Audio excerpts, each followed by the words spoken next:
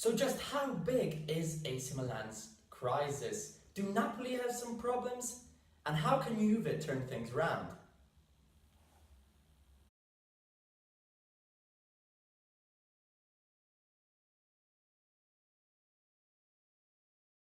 So the Rossoneri have put together 7 points in the last 8 games, winning against Sassuolo and Chievo.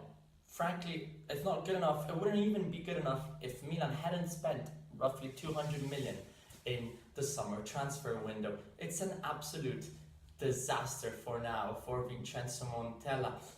And this is my personal opinion, despite what the coach said after the game against Napoli, I don't believe Milan were that good against the Partenopei, who did what they wanted in the final 20 minutes of the first half and then just dominated in the second without ever really risking too much, just showing a superiority and essentially letting Milan go ahead with their sterile, useless ball possession, only to then, when they had the chance, take them. Mertens had the best chance of the game, apart from the goals, and AC Milan never really gave the idea they could do much. And to get to this point, almost end of November, with Milan still having the same issues at the beginning of the season, still completely reliant on Suso's ideas, well, it's simply not good enough. From, I think, the coach Montella, who's kind of still showing the same mistakes as a coach he used to have back at Fiorentina years ago. The ball possession is not fluid enough, it's too slow, and he struggles to make the most of counterattacks, as well as defenders just being a bit too distracted. And now, of course, you have to single out the players who are actually the ones going on the pitch, but it is clear that there's some ongoing problems with every team and Montella coaches that were kind of covered in the first months at AC Milan last season, but keep on popping up here and there, that simply aren't good enough when you're coaching a team that needs to get back to the Champions League as soon as possible.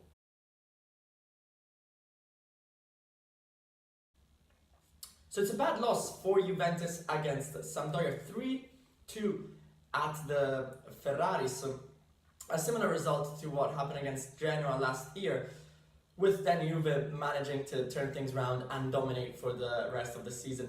Now, by the looks of it, it's not going to be the same this year, purely because there's more competitors at the top of Serie A, and because it's a different Juventus. Juventus are trying to score 1 goal more than the opponent rather than concede 1 less. A change in mentality even, which is overwhelming for everyone covering Juve and following the team and every fan, because Juve have always done very well at the back in the past 6 seasons. It's understandable to want to see something different and use all the players Allegri has at his disposal, but perhaps he's changing too much, with Napoli and Inter showing just how good a team can do, keeping the always the same starting 11. We see that with Lazio as well. Roma, on the other hand, change quite often, rotate the players, and that's what Juve have tried to do so far. Now, the Bianconeri are only 4 points behind Napoli. There's a long way to go. The two teams still have to face each other twice this season, and those will be very important games, because by the looks of it, the more points you do against the top teams,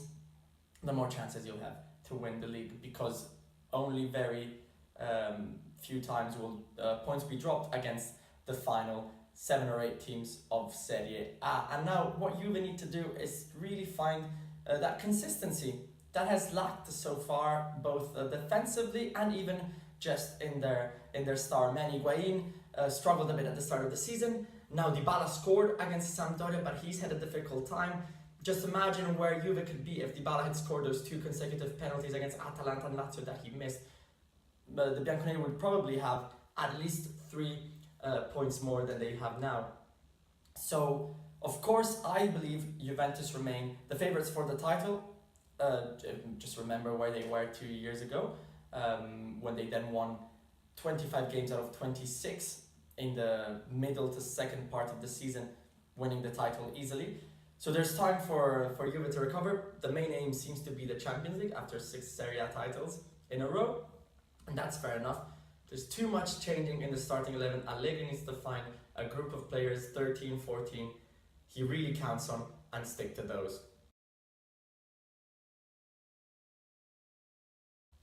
So Maurizio Sarri was quite clear at the end of the game. He wasn't that happy with Napoli's performance, and it's understandable to an extent because in the second half, the Partenopei were less dominant than usual. And for a coach as meticulous as Sarri, he always wants his team to do the very, very best. Now, what happened though is that at the end of the day, Napoli didn't really concede that much against Milan. Not many chances, just one goal in the final minutes, and this remains the best ever start to a season for Napoli.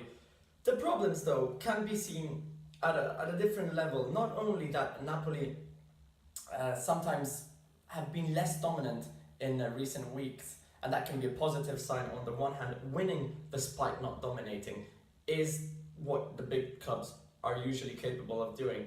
On the other hand though, we've seen how some of the main men in the recent games, especially against Milan, we saw maybe Dries Mertens or Callejon or Hamsik, seem to be not as bright as usual, and that's probably because it's always the same players playing. So if for Juventus it's a problem to change the whole time, surely Napoli could benefit from a bit more squad depth, and obviously the injury of Arkadiusz Milik remains a big unfortunate moment to the season, not giving that the possibility to change up front.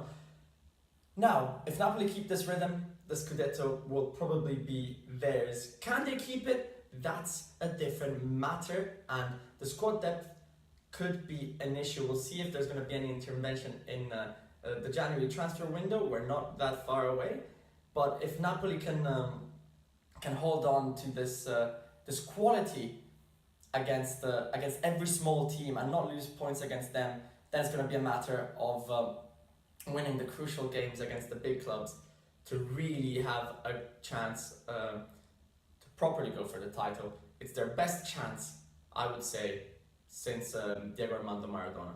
So let us know what you think about the problems of AC Milan, Juventus and Napoli, and who you think will eventually win Serie A at the end of the season.